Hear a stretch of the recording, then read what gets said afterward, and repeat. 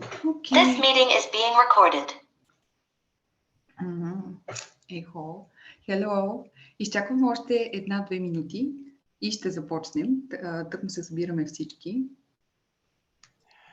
We're just waiting for 1 or 2 minutes for everybody else to join us, and we're going to start. Thank you, Victor.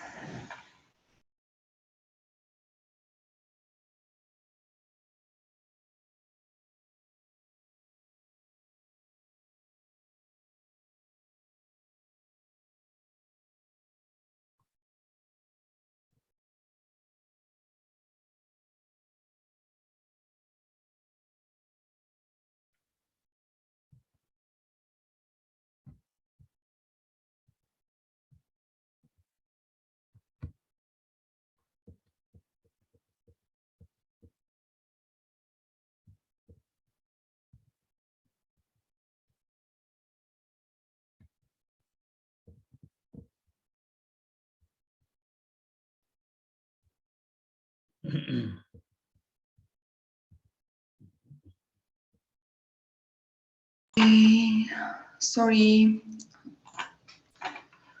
just a second.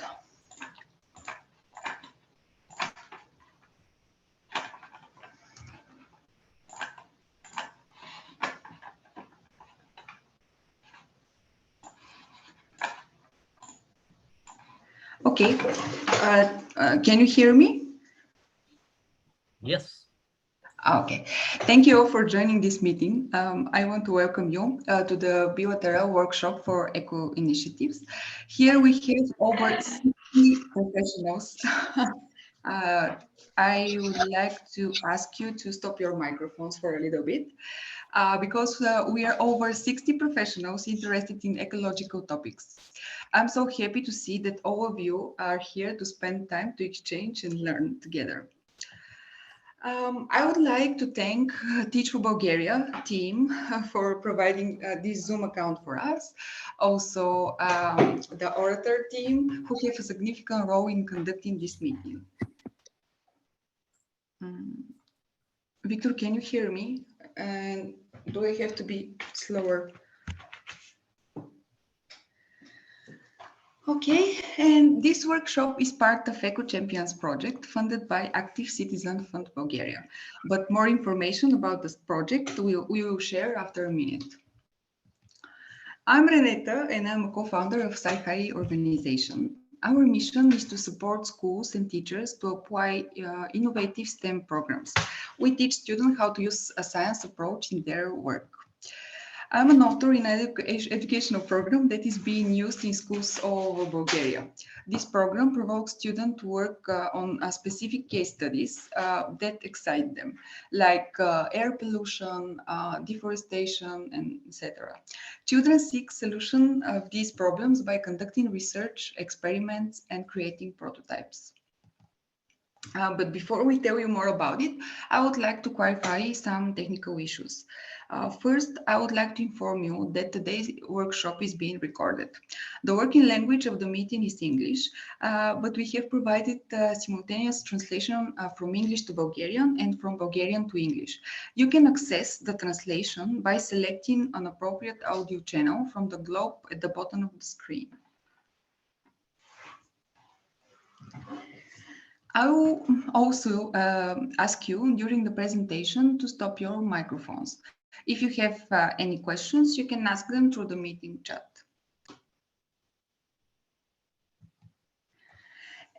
As you have already seen from the program of the meeting, during the first 1 hour, we have 5 spectacular presenters. They will present interesting initiatives related to environmental protection. After that, we will create a space where the meeting participants will have the opportunity to get to know each other and to discuss the possibilities of implementing joint initiatives. And now I'll ask Christina Jordanova to share more information about the Eco Champions project.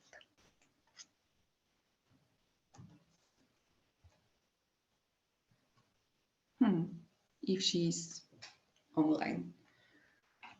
Sorry, I forgot to turn my microphone.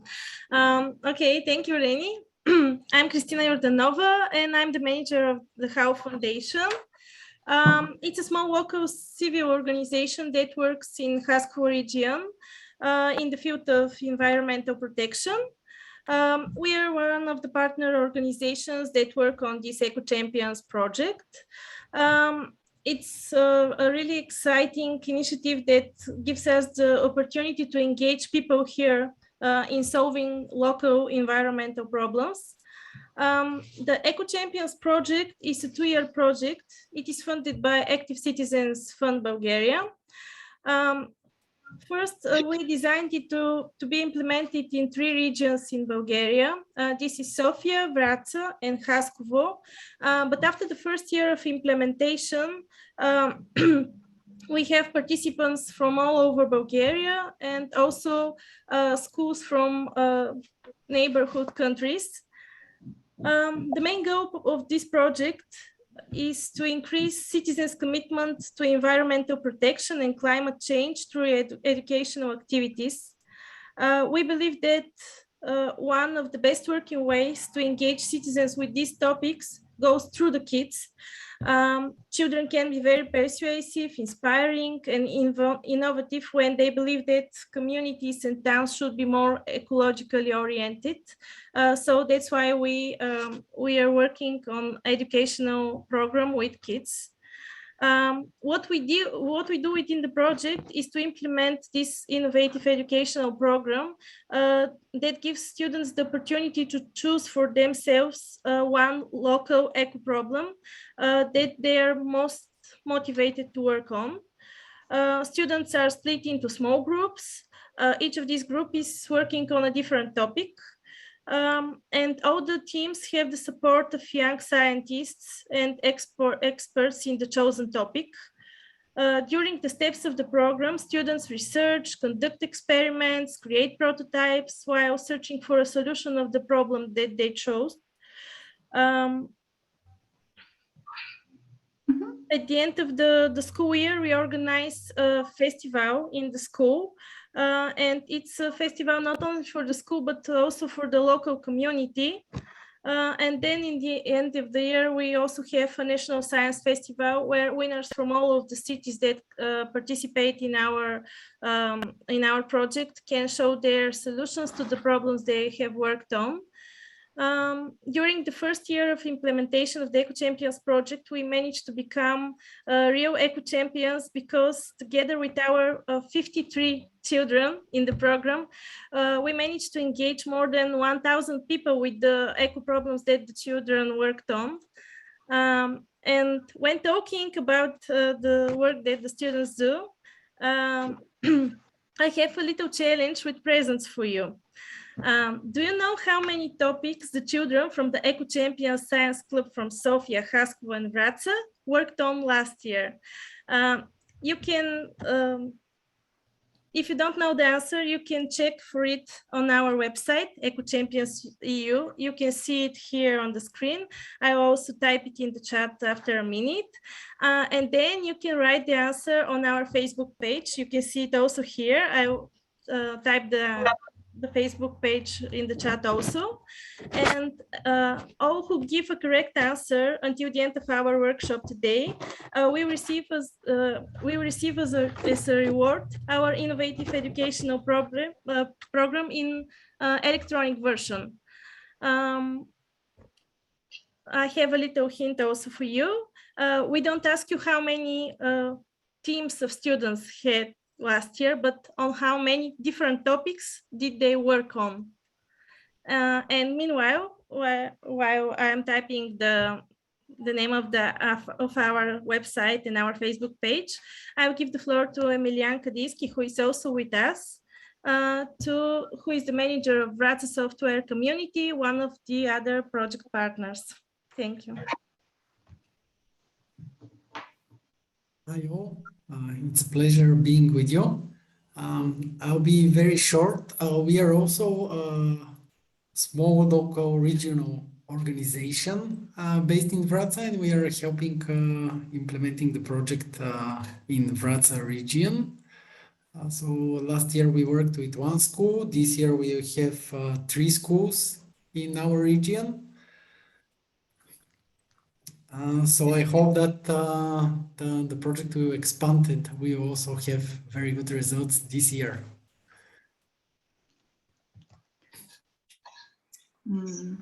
Okay, thank you, Emo. Here with us is also Mauricio Delis, the director, the manager of Change the World, our partner from Norvegia.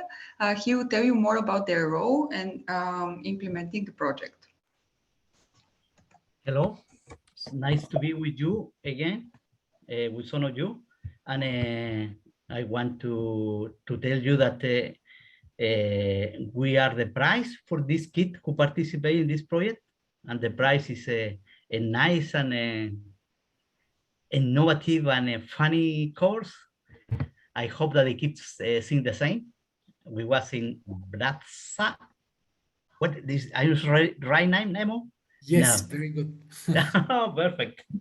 And I was with, it was the kid who won the prize, who won the competition.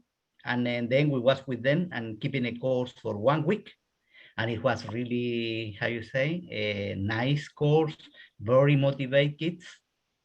And I think that we managed to really share innovative tools, innovative example, and we have fun. We have a lot of fun. If you see the picture of the workshop, you will see this there. And also we have fun to share with the new generation. And I feel confident that the way that we are developing this course and the structure that we are giving to this course allows the kids to empower themselves to this workshop.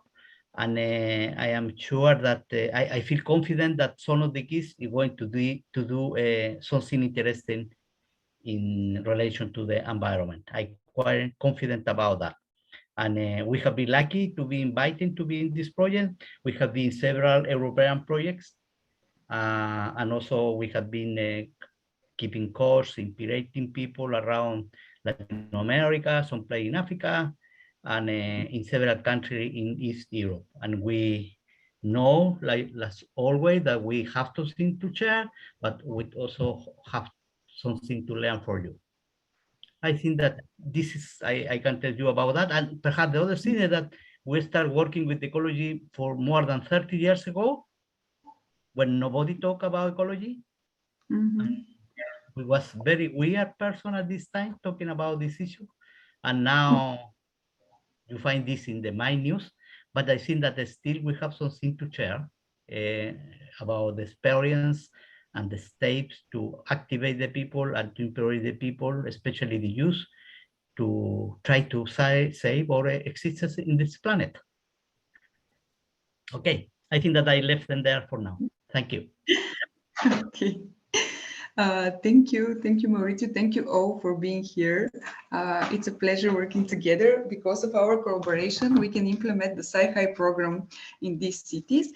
And now it's time to continue with the lectures. So I am giving the stage to Roma Soto, our first presenter.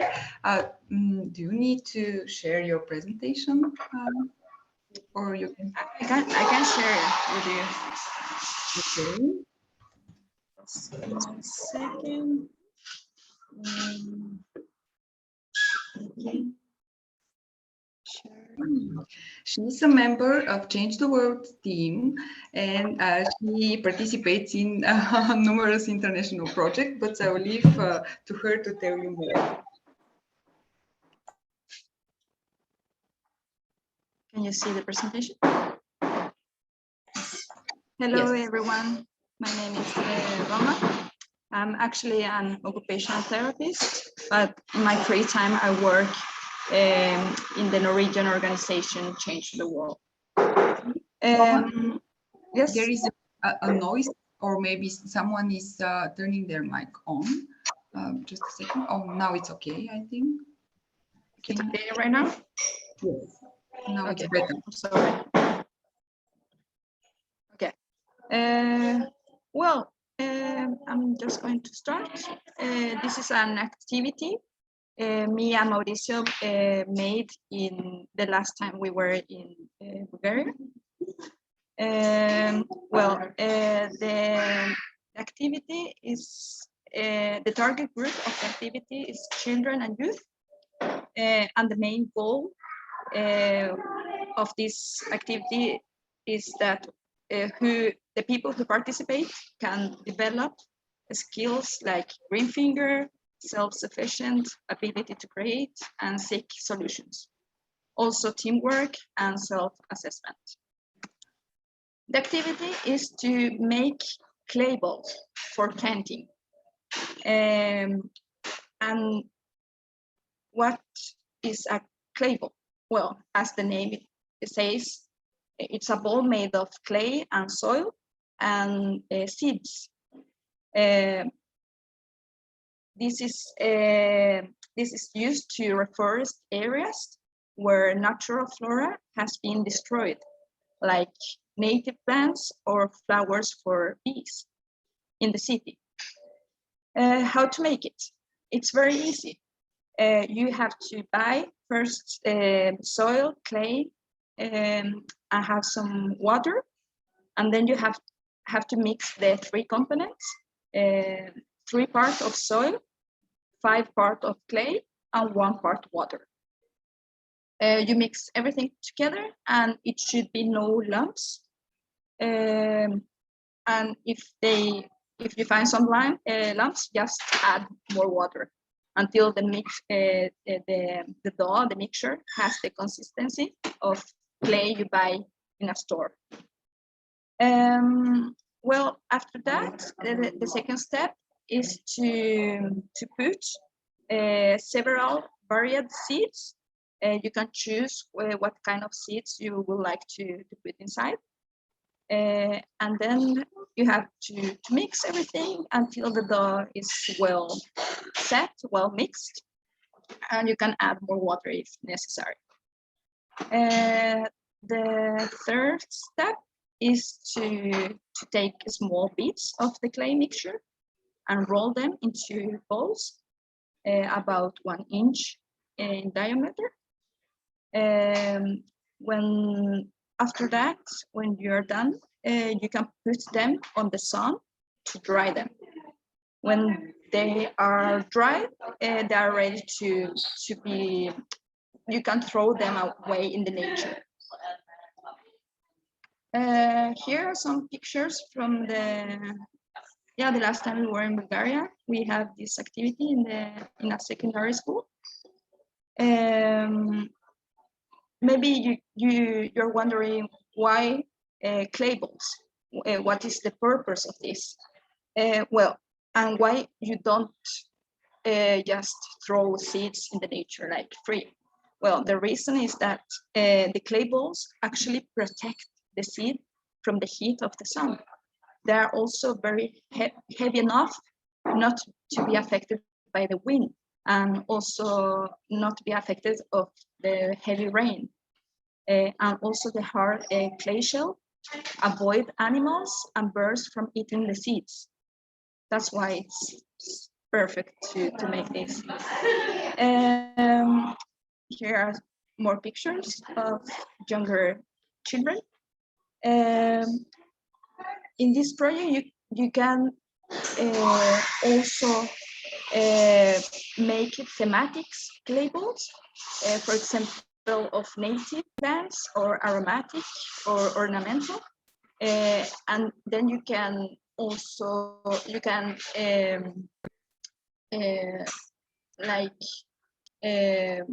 use this opportunity to learn, to teach the children about native plants. And well, if the school or the neighborhood have some more resources and want to go bigger, they can make a mass production of labels. For example, in this picture, they used a cement mixer to mix a lot of clay, soil, and water. They made also this. Those pictures here are from a school in Colombia, and they made some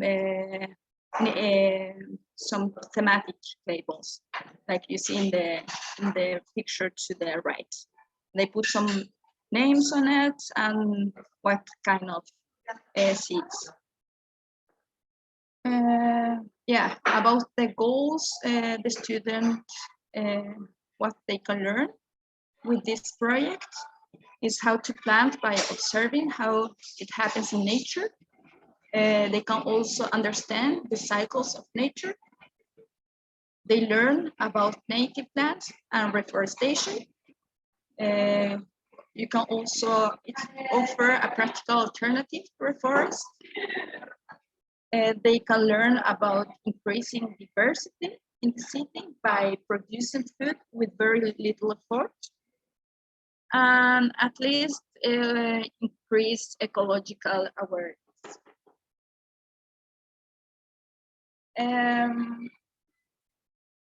Here are some pictures from a school in Spain. You can see that they are throwing the tables in a landscape. They wanted to reforest. And the last thing I would like to share, if you want to go bigger, this project can also be a good inspiration to start a social business. You can make your own design and sell the seed balls in a nice container, like you can see in the picture in the left side. You can also maybe sell the necessary materials for people to make their own tables, like you see in the picture in the middle.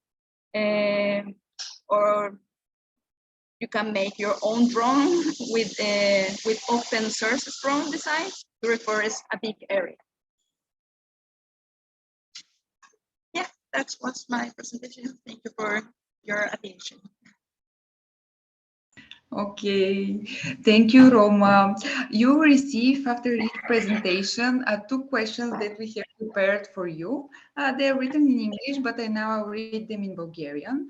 The questions are, всъщност въпросите, които виждате са представената тема беше ли интересна за вас и бихте ли се включили в инициатива по представената тема, и след всяка презентация ние ще имаме тези полове. Давам ви 1 минутка някъде, докато маркираме. We have 1 minute to, less than 1 minute to participate in the poll. Okay, thank you. And we have some comments in the chat about for you. Love the clay balls, great initiatives. Thank you, thank you. This is for you, Anna, from Joanna. Okay, today we have Katerina Sakaliska.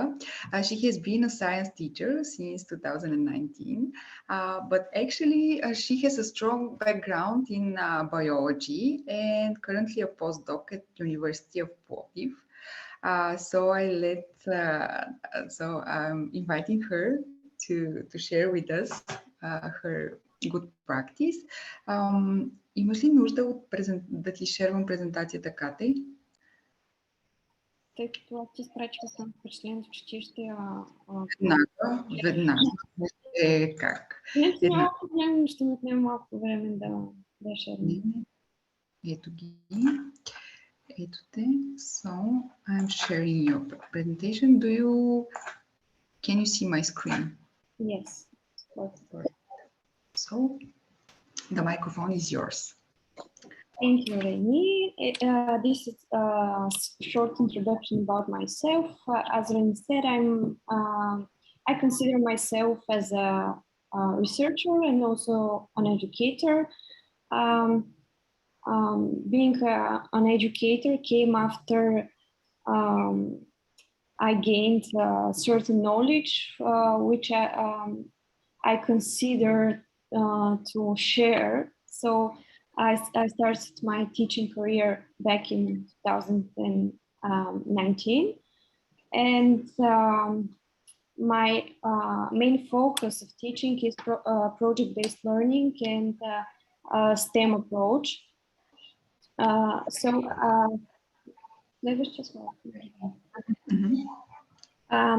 will present a project-based learning activity which I've conducted a couple, maybe 2 years ago, with 5 graders, but it can be done with students at all age, maybe a 5th grade or more, because it's quite complicated for elementary school.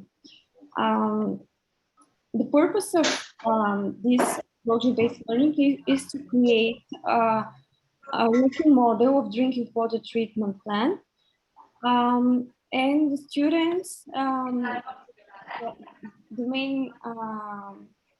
the process of the project-based learning is the students to gather some information and to gather the knowledge how does it work and how they can make it in practice. And I will share some guidance for conducting a project-based learning in general, in context of this example. I've defined 4 main key moments in conducting project-based learning, the preparation of it, actually. And the first one is choosing a topic and defining a driving question. The topic must, of course, must be in accordance with the program of a given subject officially approved by the state institution, but also it should be close to the interest of the students, and also the best approach is if the topic comes from the students themselves. And so the driving question. If the students have some interests, the teacher is the person who can implement these interests into the learning process. So the main, by my means, the main goal here is to gather the students' interests and to implement them into the learning process. I've decided to make this project-based learning for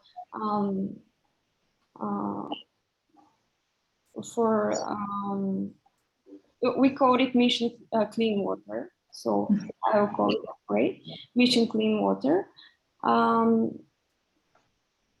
or pure water, whatever. So I decided because a student came to me and asked me how does water, how we can clean the water, how the water we drink, we used for cleaning and washing, how it has been cleaned and purified. So we decided to research this topic, and that's why I've chosen this topic. The second step is the second and the third step are linked together. So the second step is determining the duration of the PBL and inter-subject connections. And the third is determination of the activities included in the PBL. So they're very linked together, and we can't, when we plan, we consider them as a whole, but they're like 2 activities. So determining the duration, the teacher should determine the duration of the PBL, and also, for example, if it will be a week or a full term, a half term, or whatever, and the subject connections, if the PBL will include some collaboration, or just a reference to another area of knowledge. And the third one, determination of the activities included in the PBL. After determination of the duration and the connections, inter-subject connections, the third step is to determine the activity, the form of the activity, if it will be an individual or group activity. And the main goal here is to maximize the students' involvement in the learning related activities, and the teacher has only a guiding function. The fourth step is the most important, I think, because the results, the goals of the project-based learning are, I say, of the fourth step, but when you plan it like not like 1, 2, 3, 4, but you can plan it at the same time. So it's not I will plan the first one, and then probably the first one is the first one. You can't go without a topic, but the other 3, the teacher can do them at the same time. So the expected results are very important, because if we don't have expectations, then we can do anything. So the expected results are determined, and also the evaluation methods, the criteria by which the individual contribution of each participant will be assessed. It's very important, because and also after the teacher determine the criteria, they should be shared with the students. In the very beginning, the students must know what is expected from them. As the context of creating the mission Pure Water, the students had some time to search through internet or through books for the mechanisms of purifying purified water, and then they had to do in groups with different responsibilities. For example, one had to do the engineering, the other the math, the third the chemistry, the fourth the biology in it. So they had different responsibilities. They worked in teams. There were evaluation cards at every stage, and also the level of teamwork was assessed. The whole process took 1 month. Yeah, it was 1 month. And also there was inter-subject connections with art and science and art. Science was connected with art and modeling, like STEAM, to the STEAM level. So I think I've covered everything, pretty much everything. Thank you for your attention.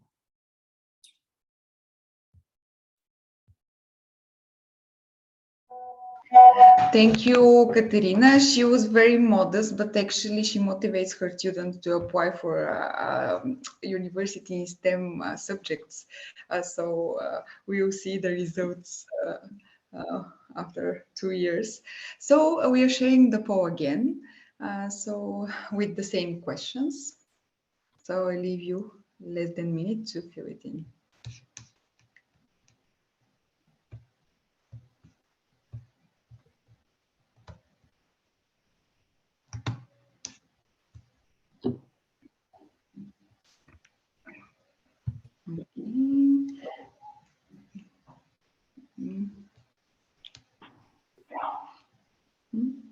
Добре.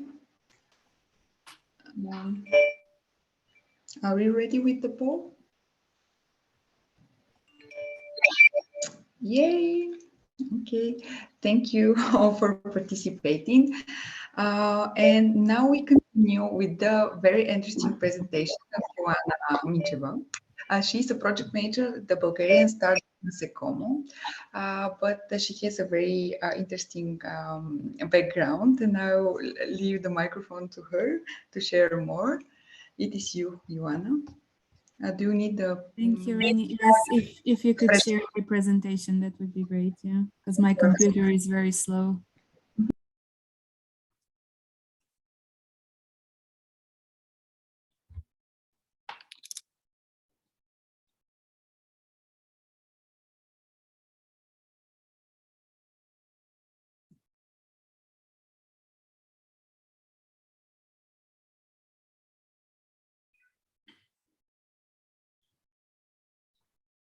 Okay, I can see it now. Thank you. So hello, everyone. I'm so happy to be here with you today. It has been very interesting to learn more about your organizations and the initiatives that you implement. As Reni said, my name is Joanna Mincheva. My background is actually in STEM learning and educational technology. And I'm the project manager in a Bulgarian startup called Насекомо, as well as the lead for our educational activities. Please stay on this slide. Yeah. Now, when I present in English, I often get asked if Насекомо is a Japanese word from non-Bulgarian speakers. In fact, Насекомо means insect in Bulgarian. So why are we talking about insects today, and how is this relevant to our topic? Let's find out.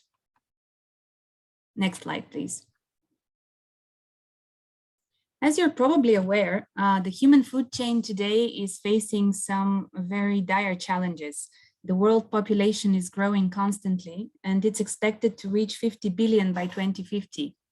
In turn, FAO estimates that by the same year, the global demand for protein will increase by more than 52%. And that means that in less than 30 years, we'll have to produce more food than all the food produced by humankind since the dawn of time. In order to feed farmed animals that in turn feed humans, thousands of hectares of Amazon rainforest is destroyed to plant soy, which is used for animal feed. The other source of protein for animal feed is fish meal, which is prepared from wild fish. Overfishing has led to a depletion in our oceans with more than 90% of wild fish already gone. But at the same time, 1/3 of the food produced globally is wasted, while side streams from agriculture recover little value and does not represent a sustainable model. Next slide, please. The insect industry is very new. Probably some of you have heard of it. It has been around for less than 10 or 12 years. And it is actually hailed by some as a possible solution to the world food and protein challenges.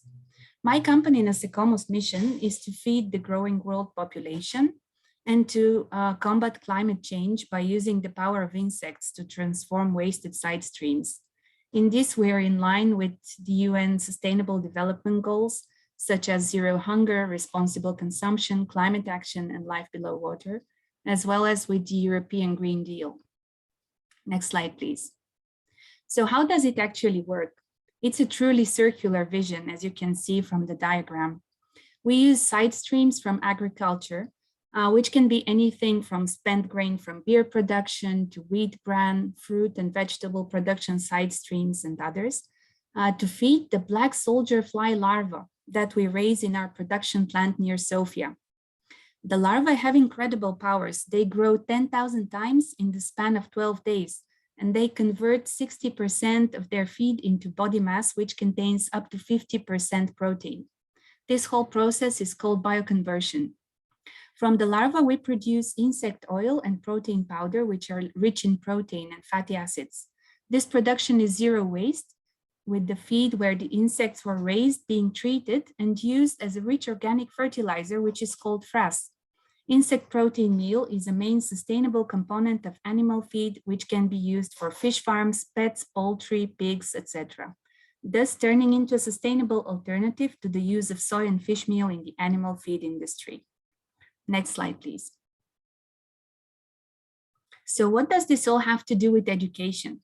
Well, our company is a living example of how the STEM professions of the future come together to create a truly innovative business model, which is circular and environmentally friendly by design.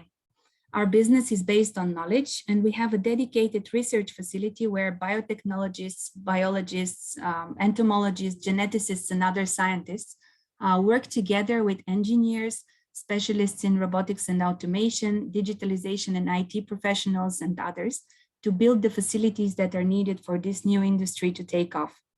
We believe business has a social obligation to be at the forefront of education initiatives, to collaborate with educational institutions, and to participate in initiatives aimed at spreading awareness on environmental concerns, and especially on the role that business has to implement sustainable practices in its core work. Next slide, please. So I'm happy to share that since this year, we are very new at this, so I'd be happy to learn from more experienced colleagues in this sphere. But since this year, we have started developing our very own educational program, which we call Nasekomo Mobile Academy. Actually, it all started in-house. It was a very bottom-up approach, so to say. As me and my colleagues who have children started to realize how excited our children and their friends are with the work that we do when they visit us at our workplaces, how many questions they ask and how much they want to learn. So we developed the learning module for children from 1st to 4th grade. And I'm happy to share that we have already done 12 open lessons in schools around Sofia. What is more, we have participated in various educational and STEM events, such as guest spots at Muzeiku Children's Museum. We took part in this year's edition of the yearly Sofia Science Festival in Sofia Tech Park, as well as in the STEM event Hello Space in September, held again in Sofia Tech Park. Educating young people about the superpowers of insects and the way they can help us protect our planet has been an incredible journey for our team, as we learn how to convey our scientific and project management and other work into an understandable, exciting way. In this way, we hope to inspire more young people to pursue STEM disciplines and take a glimpse at the exciting opportunities they can have someday in professions that maybe do not exist yet today. I always give this example that when I was in school 15 or 20 years ago, I could have never imagined the profession I would have today because it did not yet exist back in the time. We plan to expand our learning program to high school students and universities, and we're always looking for new partners. Okay, this was the slide for the conclusion, but yeah. So the EUs and the world food systems are facing many challenges today, but we at Nasekomo are confident that with continued innovation efforts, always in line with scientific development and the needs of our planet, we can build working solutions and move forward in a more sustainable way. And education is proving more and more to be at the forefront of our social efforts. Thank you very much for your attention, and I'd be happy to answer questions or exchange contact information for further discussion. Thank you.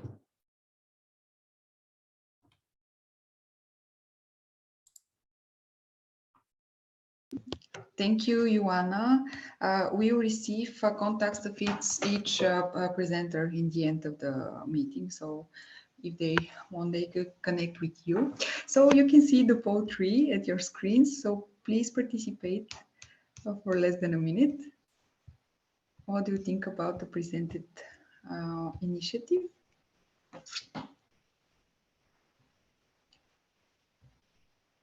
And we will wait for a couple of seconds.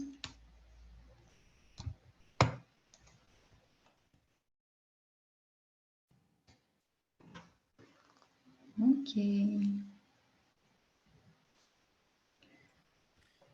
Reni, sorry to interrupt you, but we have questions in the chat. Okay. Can you answer them? I cannot see them. Okay, I can read them. Are the larvae more efficient than worms? Can you eat this larvae? Is the first question. The first two of them.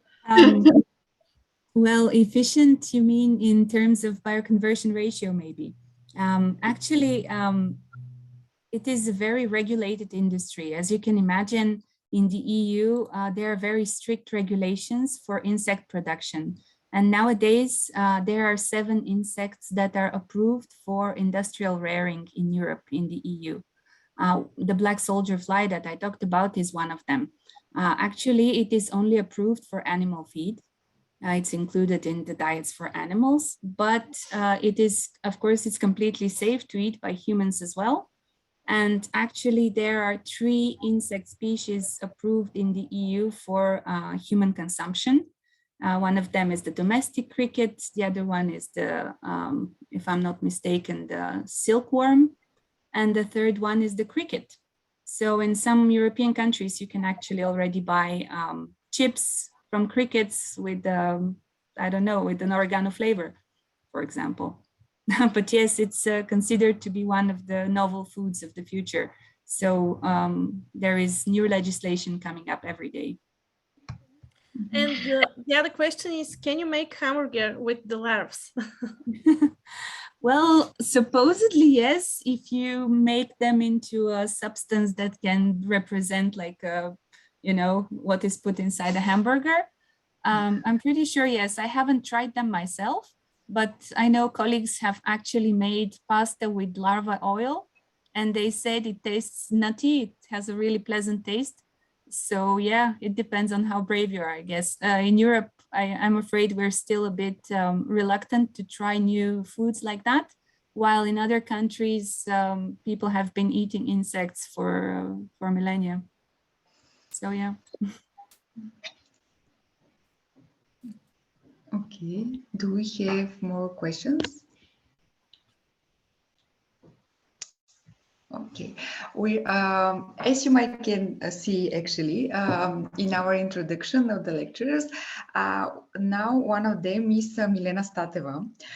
She holds a PhD in sociology and political and social psychology, actually. I will leave the stage to her to actually share more about her experience. She has more than 20 research projects, almost 30 complex policy and resilience projects, and over 60 consultations in social group and political processes. So I leave the stage to her to share her thoughts and presentation with us. Thank you, Renata. It's a pleasure to be here and to hear so many interesting ideas, events, projects that have been unfolding recently. I'm here actually not to speak that much about my very rich experience. I'm probably one of the oldest here in this group. It's more about talking about a project of the Orion Grid, which is a Bulgarian non-governmental organization which is focused on developing activities in the field of social sciences and the humanities. And I'd like to tell you about our project funded by the European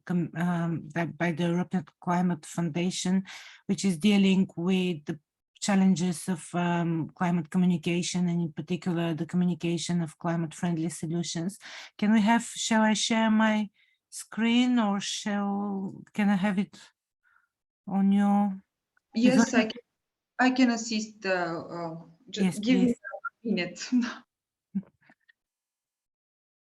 So the project actually started very lightly. It was like saying, well, there's so much information going around the last 30 years. There's so many activities, there's so many projects, and nevertheless, we're lagging behind on climate change. There is a lot of climate skepticism.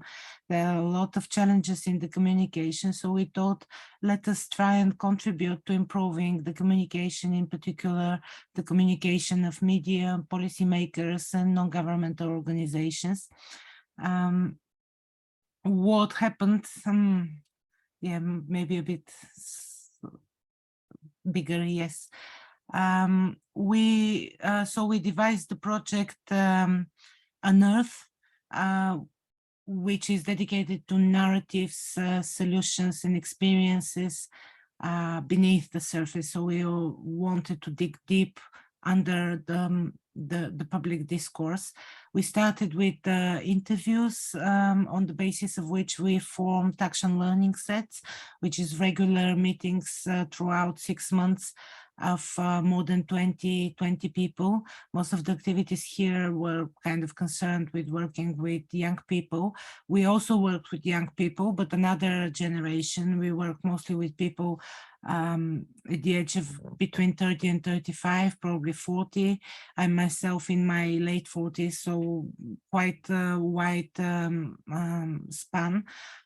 We also did a survey, which is going to be repeated very soon towards the end of the project. We organized focus groups. We did media discourse analysis. Actually, we are doing it now. I joined a social movement, the Fridays for Future, as a participant observer.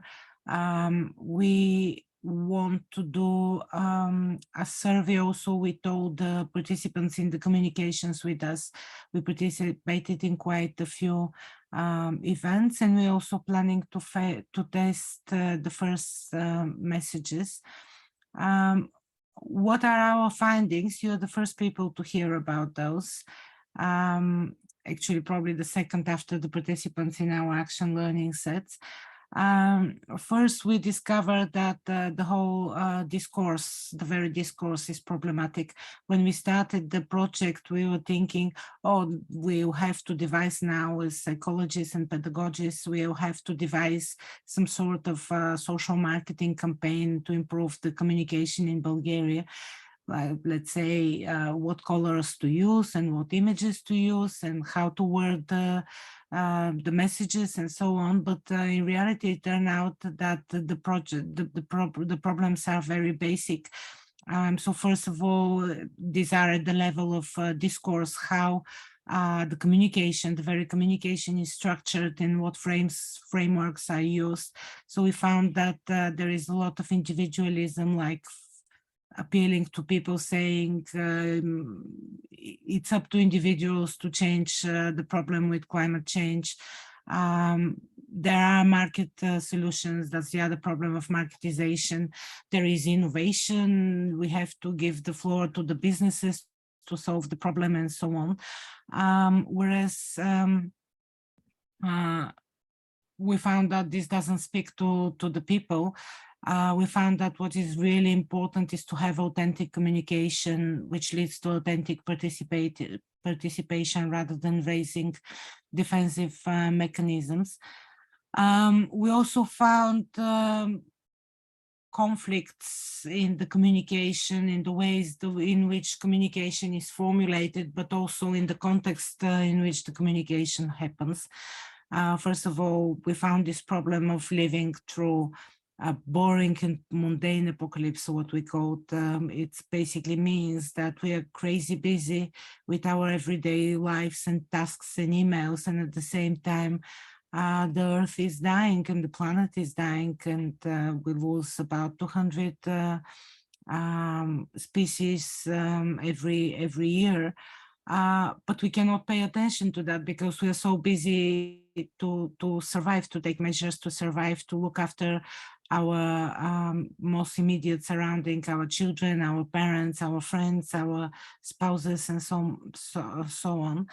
The other challenge we've discovered is actually that there is a so-called double bind. This is a psychiatric term, basically, in the communication, in which individuals are being blamed for the climate changes, whereas in reality, the biggest problem is caused by the elites. So regardless of what individuals do as individuals, until the elites take measures to limit their emissions and to change the whole mode of production, we don't have much chances to do anything.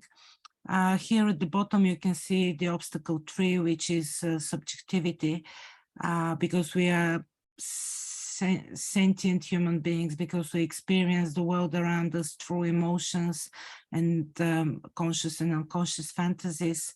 The very idea of talking about climate change is bringing sorrow, trauma, pre-trauma, eco-anxiety, and various other new psychological mental health problems, which require to be addressed by the communication as well. And eventually it's the whole structuring and contextualizing the communication, whether you approach the audience as subjects, as equal, even political subjects. Do you appeal to their ecological identity, or you appeal to their identity as customers? And from there, a lot of new ideas can be developed in terms of directing the communication. First of all, developing inner resources to cope with the traumatic experiences, then interpolating ecological identity, interpolating political subjects and their agency, but also introducing discourses of climate justice and just transition, and most of all, to develop a new approach, which is from moral ecology to ecological ethics. So it's a quite complex project with quite complex findings and recommendations. So heads up, in December we are going to present our literature review as well as the findings of the report and the recommendations. And all of you are very, very welcome to feedback on what I briefly presented so far, as well as to participate in this event.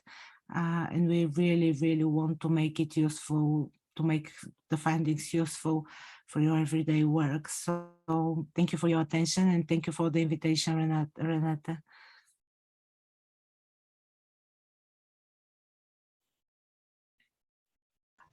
Thank you so much for sharing this. I'm really excited because one of our groups will discuss the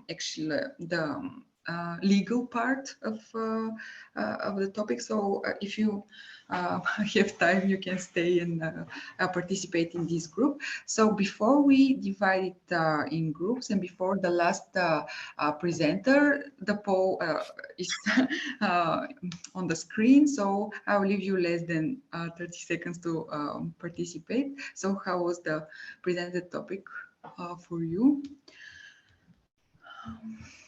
Just a second.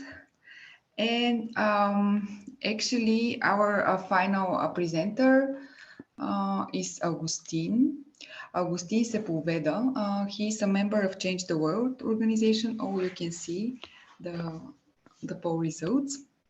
So unfortunately, the professor is experiencing difficulties with the internet connection. Therefore, we will present the recording to his presentation. But before we start the video, I can share a little bit about Agustin Sepulveda. Professor Sepulveda has a long experience in the field of permaculture. He participated in numerous initiatives and projects for its promotion in Europe, Asia, and Latin America. Last year, during the bilateral meeting for Bulgarian organization, Professor Sepulveda presented to us how we can make an intensive potato farm in urban conditions. This year, he will share experience from the implementation of educational initiatives in the field of ecology. So I'll ask Chrissy to share the video, and I can share the video. No, I can share, okay. So give me a second to present our final presentation before we separate in groups and discuss the topics. Just a second.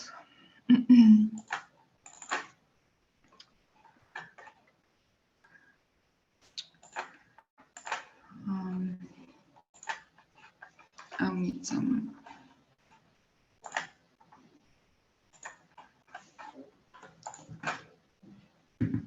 Okay, Chrissy, I'm not able to start the video. Yeah, I can play it for you. It's okay. Just a second to open it. Just a second.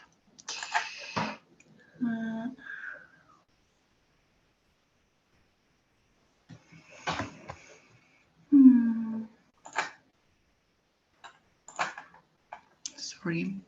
Do we have any question at the chat box?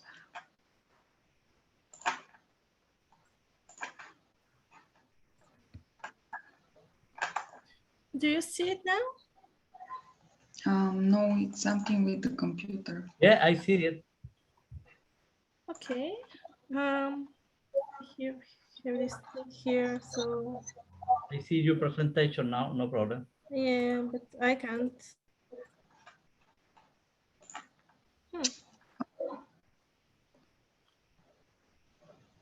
Okay. Okay. Oh, I found it.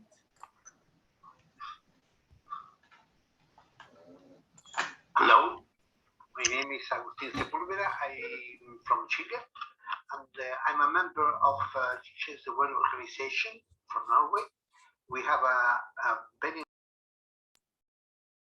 long experience on environmental education through permaculture and the like in different organizations across the world. We have a big experience in Europe, in Asia, and in Latin America.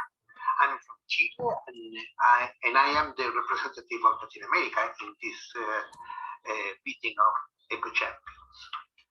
We have a big experience on the international level, making many different techniques and designing courses of workshop for permaculture. In Chile, I will show you some of the experiences we have in education. 1 year ago, I addressed you a presentation on the tire potatoes bed. It's a very interesting technique. I hope you have enjoyed it, and maybe you can show us some of the results. Today, I'm going to show some attempt I had to make a linking of productive gardens with education. And, just in order to enjoy nature, to build an ecological relationship with natural processes. I'm very interested on that because I have experience with children all across the world, and maybe at home with my grandchild, Mara and Amaru. They are here in the diapositive in the slide. They are gaming with me and working. It's a very interesting experience to share.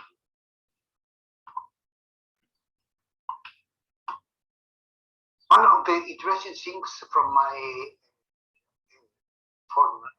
normal job, I mean, I'm somehow a scientist, and the most important thing to show people is that science is not certainty, but really a roof of doubts, many doubts. And if you have no doubts, you are not a scientist. And really, the most important thing we have realized in our way is that children have many questions, and our job is just to keep them making questions.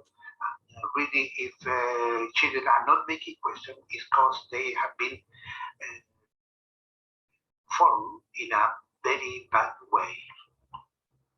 As I said, kids have many questions, and we have the role of stimulate questions and increase the opportunity to generate more and more from experiences. Knowledge, that means the jump from the faculty of science and the knowledge we have accumulated in our society just to the room, the classroom, just to home and just to garden, to the main garden, is a big challenge we confront as teachers. And if we work deeply on science, really we discover that we have a huge challenge, because the knowledge we have to translate from the faculty of science to the garden is very exigent.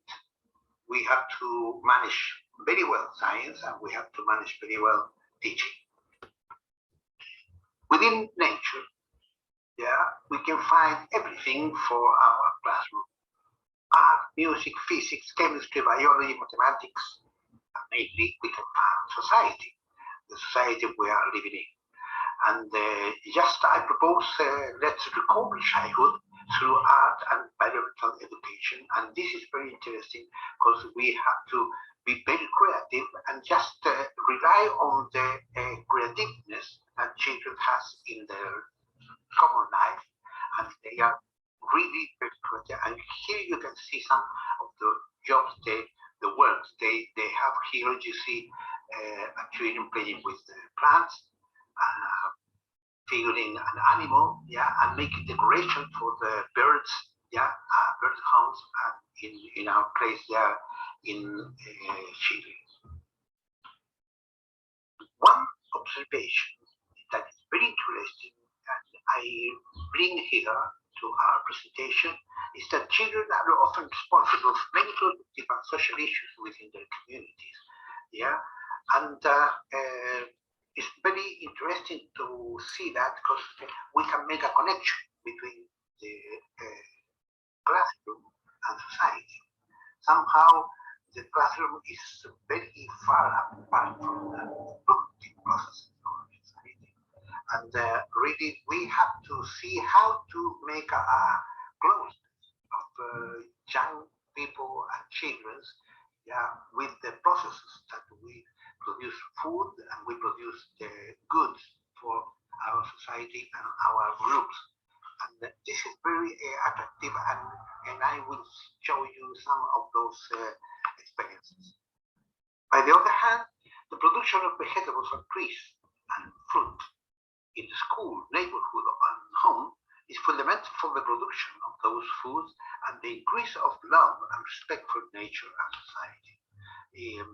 Here you can see a drawing of a school garden, yeah, and in which every kid is involved in some of the jobs, just touching, just working, just talking, just reaching a really interesting interaction group. And this is very ideal presentation of what can we have at the school. In the second photograph, I show a kid that's at the school, and he's making care of lemon tree, and really it is very interesting for them just to start using tools, yeah, and touching and feeling and seeing of diseases that the trees has, and making a conservation and maintenance of those plants. And in the other one, you see it's me with my great child, and we are planting at home, and really she enjoys so much because now we are eating of those vegetables and lettuces that we plant together, and this is very interesting interaction between two different generations of people in our groups.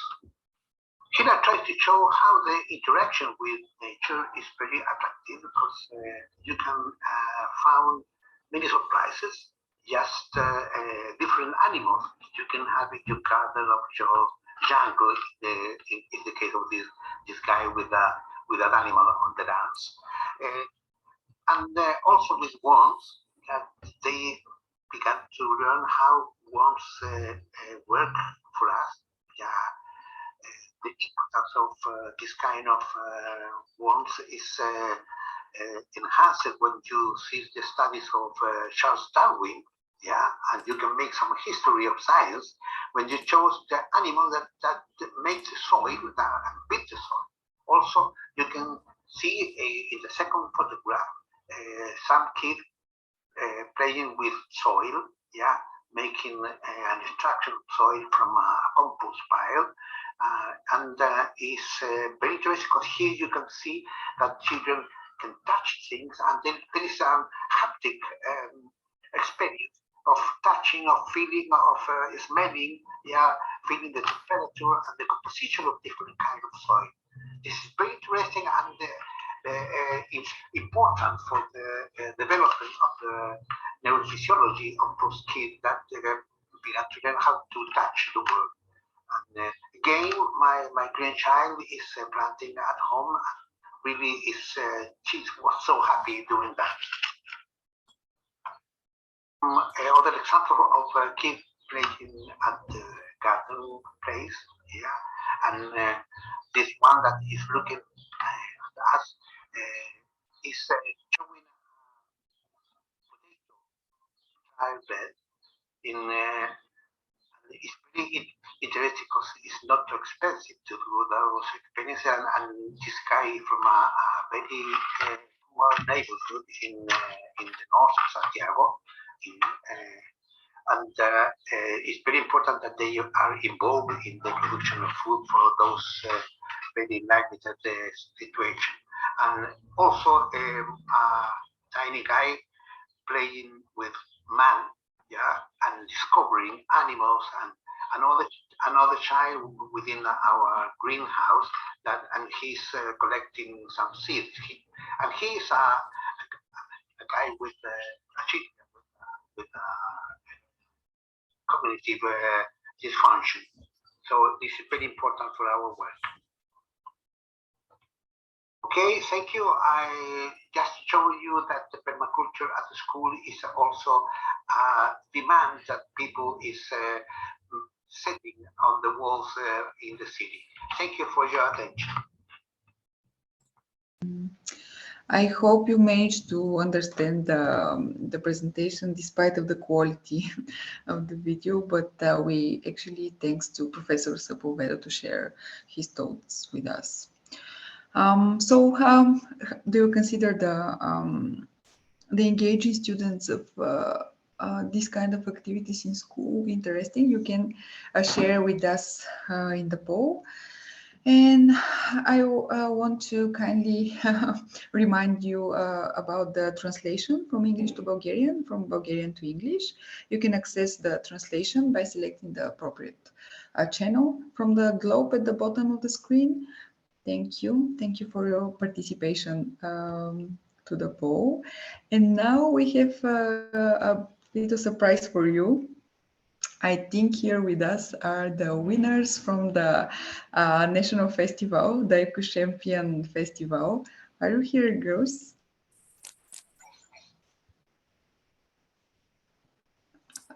I've heard a rumor that you're here, but we'll see. We don't hear you now, lady. No? I hear you, but I don't hear the girls. The girls. Just a second, we'll check. We can see you, but we don't hear. Yeah. Okay, you can switch on your microphone. So this is the light pollution team. If you can. Yeah. No, maybe you should stop your. Move your microphone like that. Yeah, perfect. So many teachers in this group. Let's try now. Сега, чувате ли ни? Perfect. No. I had the same problem, you know, sometimes I had been talking and I didn't find out that. And after then I find that I had the microphone up there, you know. Okay, wonderful. Само преди да започнем, искам да кажа, че тя, Меги, не ви чува, защото само слушалките при нас са само едни, да, и тя ще може да говори, нали, да представя с мен, обаче просто само аз ви чувам. Teamwork. Здравейте! Ние сме малка част от отбора за светлинното замърсяване. Миналата година правихме проект за фестивала Еко шампиони. В крайна сметка победихме останалите участници и много се радваме, че сме поканени за тази среща. И сега ще ви покажем нашият проблем, ще ви демонстрираме нашите решения и надявам се да ви хареса. Миналата година, в септември месец, разбрахме се в крайна сметка да участваме в проекта Избрахме темата, защото смятахме, че е нова, интересна, иновативна, никой не е говорил за нея и решихме ние да сме едни от малкото хора, които обръщат внимание на такъв сериозен проблем, за когото не се говори много често. Избрахме темата и започнахме да търсим информация за нея. Наистина намирахме информация на всякакви различни езици, освен на българския. Превеждахме с помощта на учители, на преводачи и други помощни средства. В крайна сметка намерихме информацията, която ни беше нужна, за да осъществим нашата цел, а именно да сме напълно запознати с този проблем. И в крайна сметка измислихме някои решения и интересни начини, с които да демонстрираме на обществото нашият проблем. Нали ме чувате? Добре. Първоначалната ми идея беше да направим сайт, който и направихме.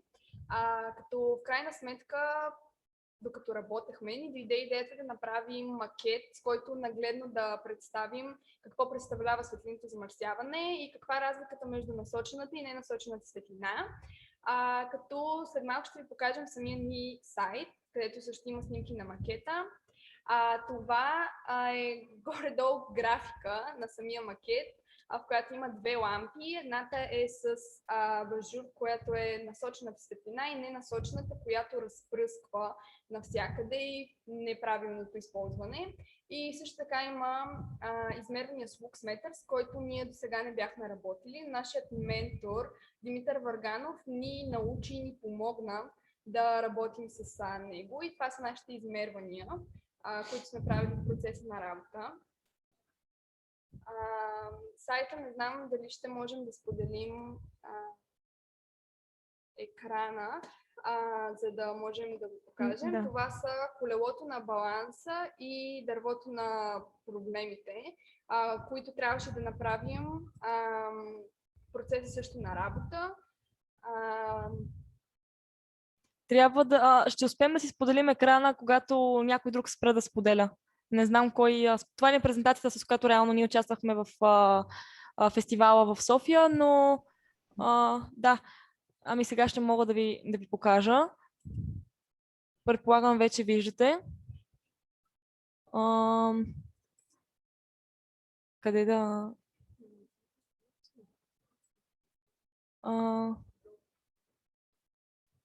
Тук мисля, че беше... Не.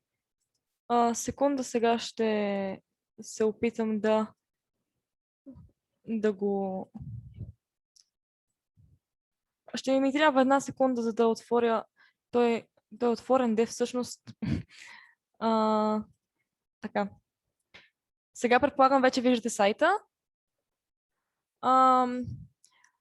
Това е дефиницията за самото светлинно замърсяване, която е, че това е изменение на количеството светлина, което има определено място и което не съответства на това, което би било естествено. Тази промяна на светлината се определя от генерирането на изкуствена светлинна енергия, която хората правят, за да ни осветяват през нощта. Така те заслепяват бледите видими нощем космически обекти и то е пречка да виждаме повече звезди на небето. И изкуственото осветление засяга както нашето здраве, така и здравето на другите живи същества. Тук предполагам, че ще мога да пусна линк към сайта в чата на срещата, така че ако искате, може да изгледате двете видеа, които сме направили за самият проект.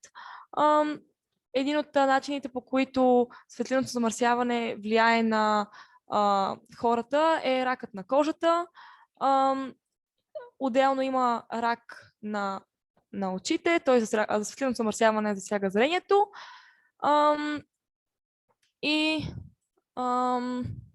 Също така то вреди на нашият биологичен часовник.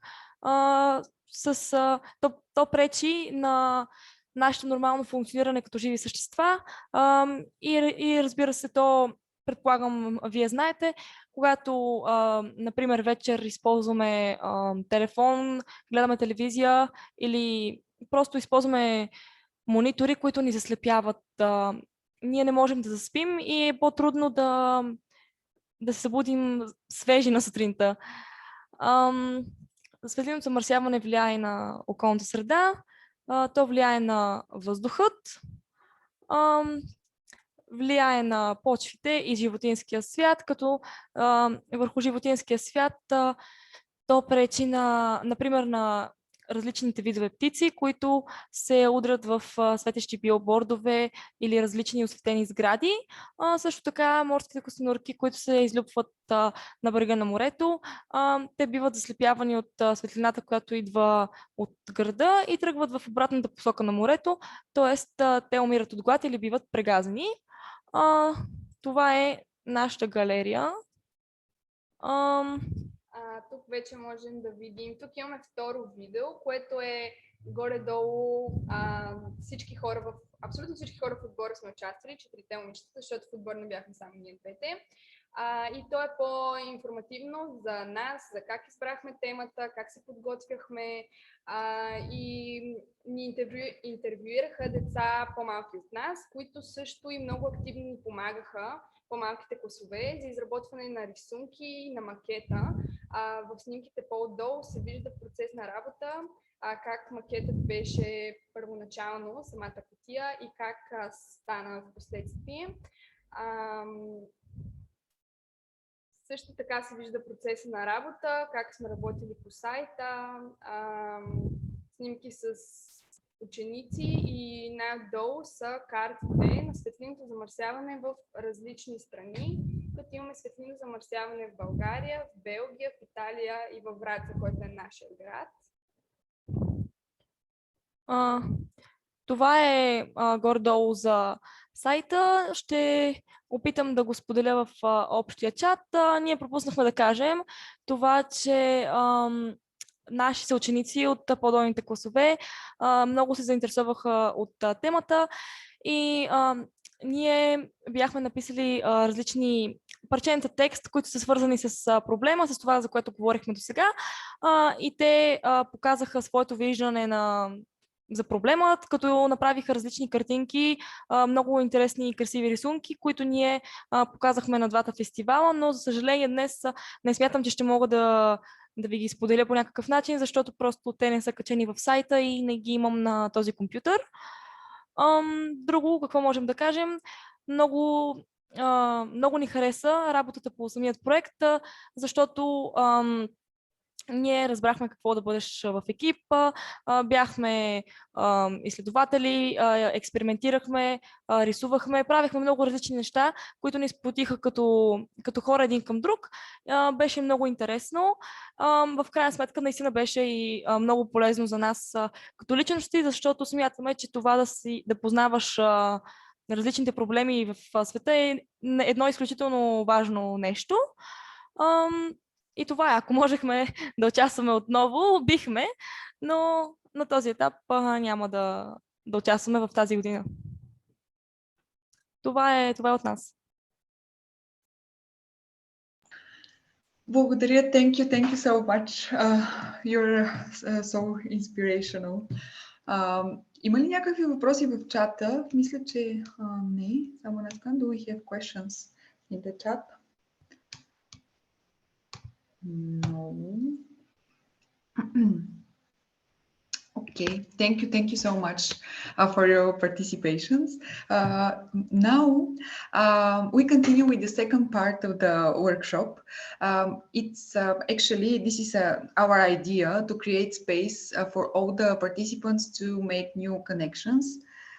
Oh, you have comments in the chat about you girls.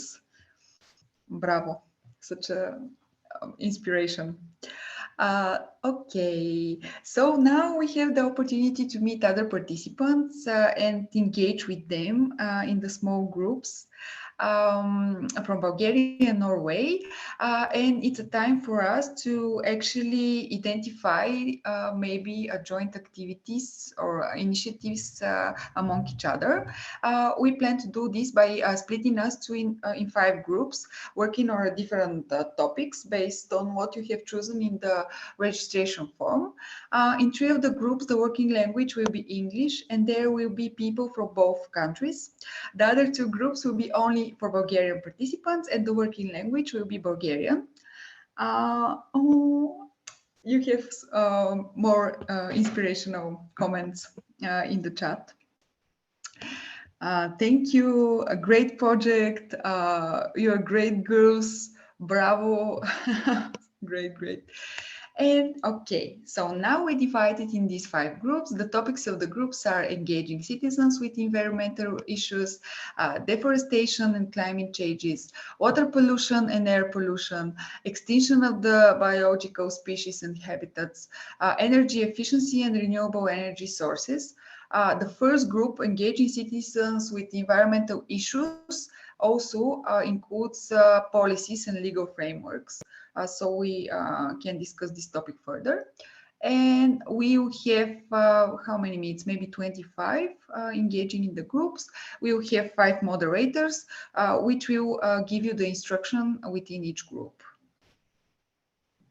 In the end, we will gather and share. Do we manage to identify the common initiatives among each other?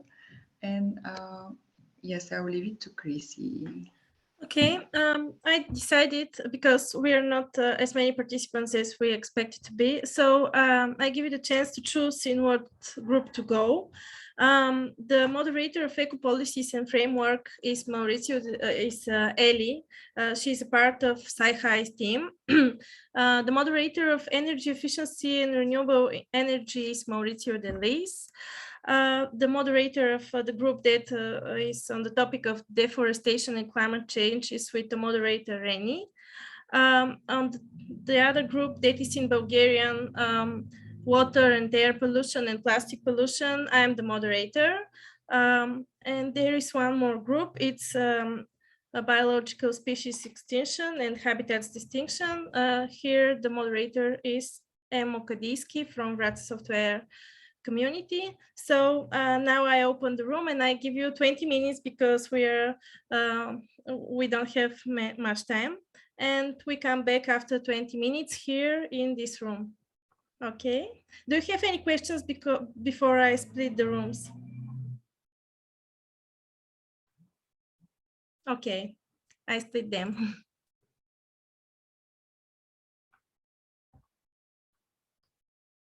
Can you choose?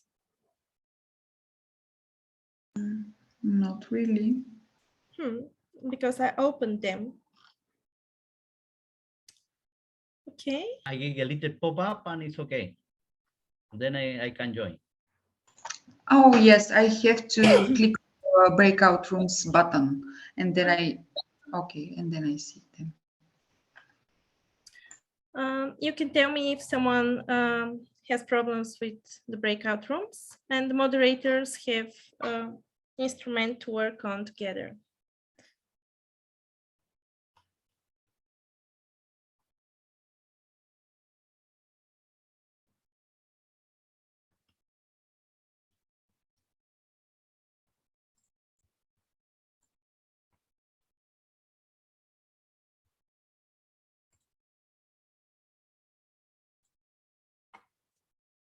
If you want me, I can assign you to. I can't see how to do that. But there was a group on engagement. Okay, you want this? Yes, yes. It's Eco Policies. Okay. Irena, do you want me to help you? Okay, most of us are in the groups now.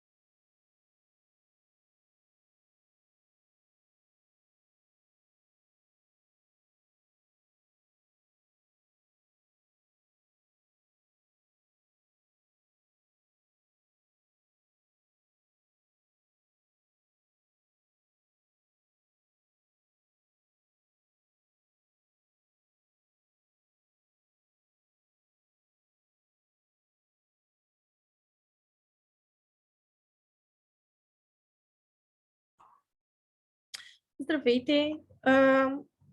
Нели е от преводачите, предполагам. Да, добре. Вие за това сте тук. Аз може би я бях разпределила някъде. Добре.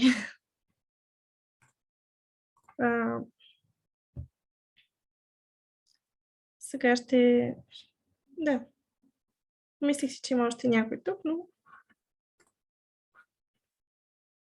Това сме.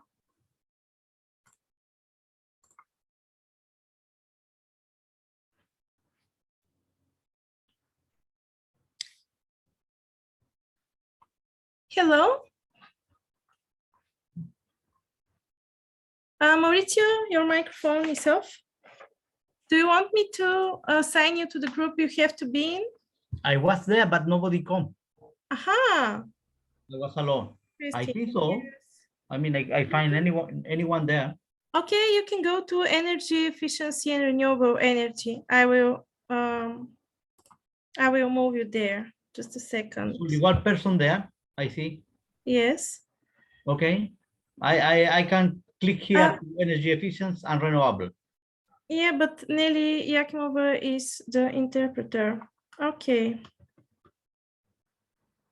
I can go to another group also. It's no problem for me. Okay. Go to another group where there are more people.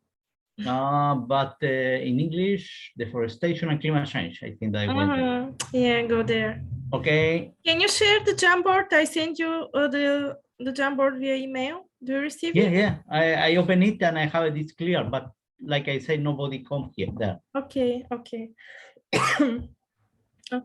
I go into deforestation and climate change now. Okay, I'm going there too. Okay.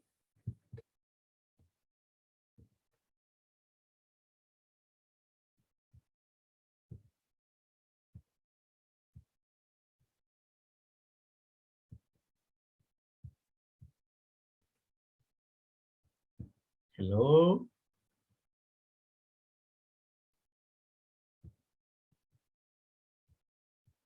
Hello, somebody there?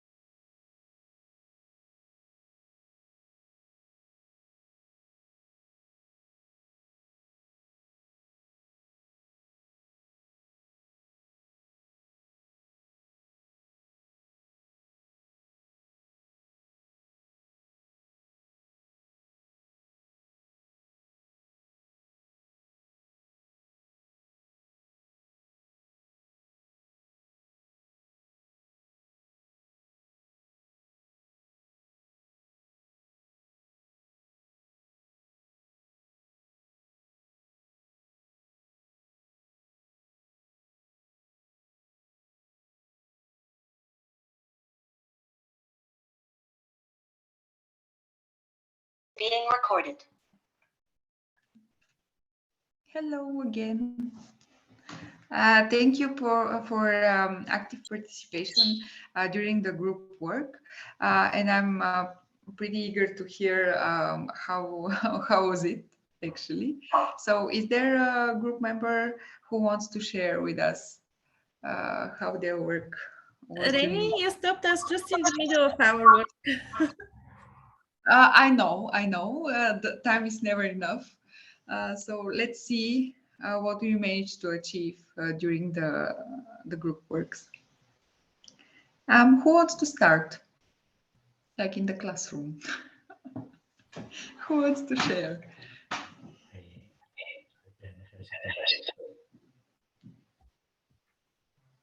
Maybe some of our teachers. We have a really inspiring teacher in our group sharing a lot of eco initiatives in Haskovo.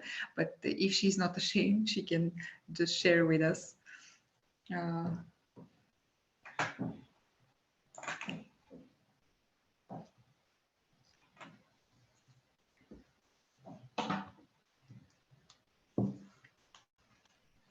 Nedret, you can share in Bulgarian if you want.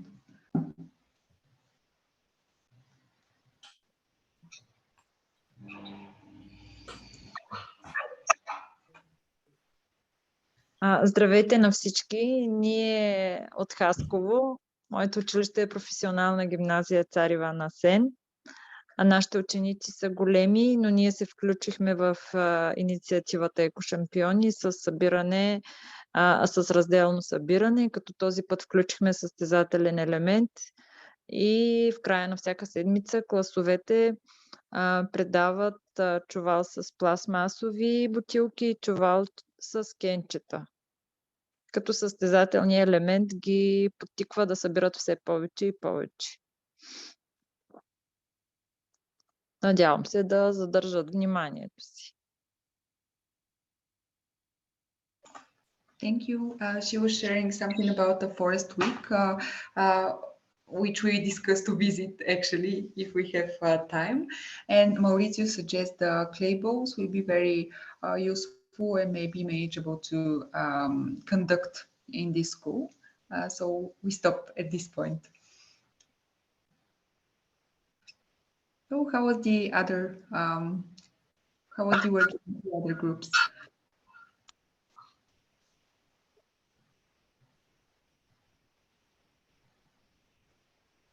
Ние тъкмо стигнахме до обсъждането на идеята.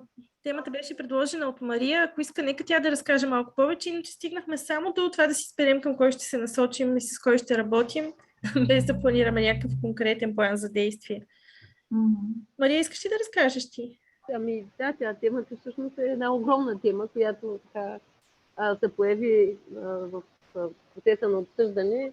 Намаляване на замърсяването на земята с пестициди и торени в земеделието и в другите дейности, в които те се използват. Това, което стигнахме като идея е, че трябва да се насочи като начало една информационна кампания, с която да разясни на участниците в процеса, включително земеделски производители, млади хора, които да бъдат въвлечени, потребителите на съответната продукция, каква е вредата за природата от използването на пестициди, особено в близост край реки и водоизточници. В общи линии до тук стигнахме така като обсъждане. Иначе така дълго време разсъждавам по тая тема. Има много място за развитие темата, за подмяната на изкуствените пестициди с по-биологичен вариант, по-щадящ, природощадящ. Смятам, че има вече достатъчно съвременни разработки. Дамата, която беше тук от насекомо. Съжалявам, че в момента я няма. Предполагам, че от това, което аз чух от нейната презентация, стана ясно, че има много варианти, които в съвременния свят могат да бъдат разглеждани, които в никакъв случай не са по-скъпи за производство, но пък са доста по-природощадящи. Така че смятам, че има място да се направи една подобна инициатива и най-вече сред хората, които директно ползват пестициди за повишаване фертилността на земята.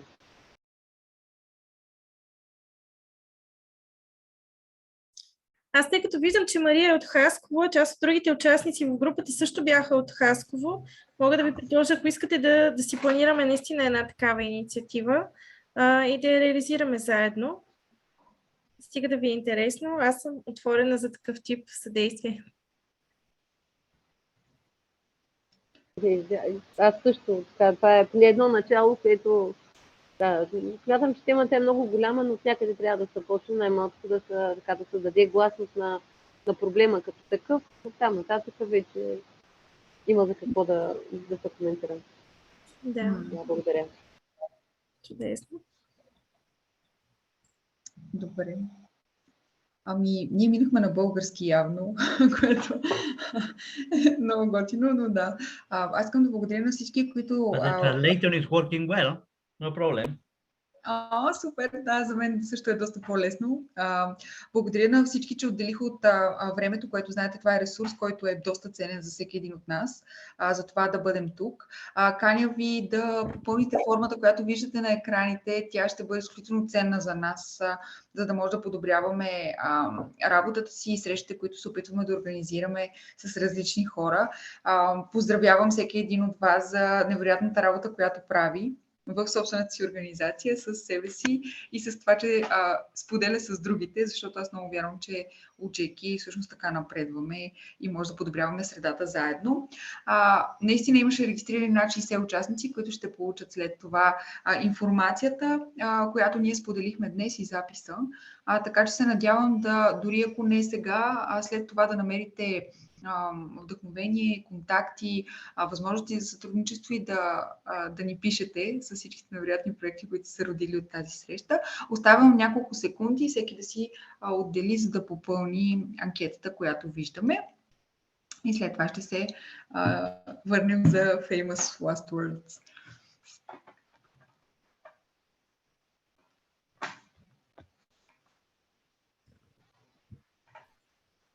Аз междувременно напомням за предизвикателството, което бяхме дали в началото на деня.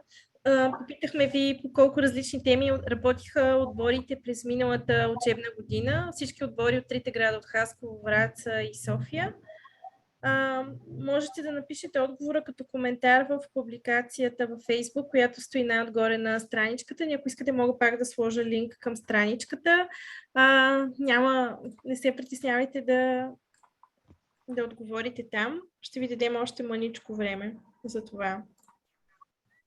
Нека да го направим до края на деня. Ето тук слагам линк към Facebook страницата на проект Еко Шампиони. Можете да отговорите там.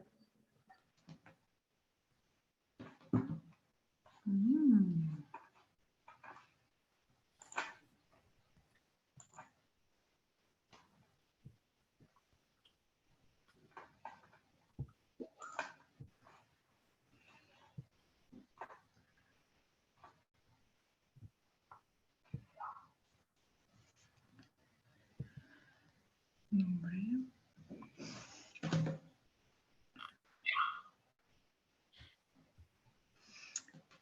Има ли някакви впечатления, въпроси, коментари? Ние сме на финала на нашата среща.